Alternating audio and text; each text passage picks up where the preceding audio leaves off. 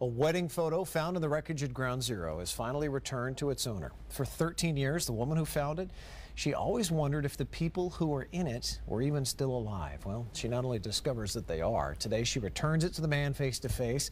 Pretty amazing story here. Carrie joins us now to tell us about it. Carrie, what happened?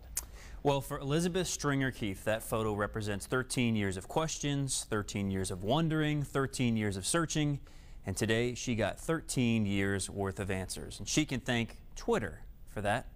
Through social media, she found Fred May. He's the blonde man standing on the left in the background of that photo. They met face to face for the first time this morning on Fox and Friends. The photo was in his office when the planes hit. He was not there at the time. In all these years, he figured that photo was long gone with many of the other things he lost that day. Each of the last few years, Elizabeth has posted that photo on social media, asking people to share it and hoping that someone out there knew something about it. This year, it was retweeted so many times, it got all the way back to Fred.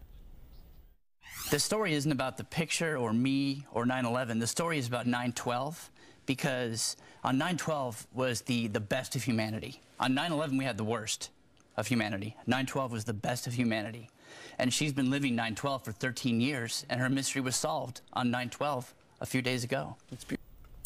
And you may be wondering about that couple in the photo. They are friends of his from college. Fred says they remain happily married and they live in California. Elizabeth thanks everyone for sharing that photo on social media. Since it was posted last week on 9/11, it's had more than 80,000 retweets. Mark? All because early on, enough people started retweeting it, and that's how it finally got to him, right? Yeah, and I have a strange suspicion you may see this in your theater someday down the road. It's an amazing, amazing story. Well, it's neat to see him get a little bit of peace too, because clearly he had a very rough time there. Absolutely. Carrie, thanks. All right.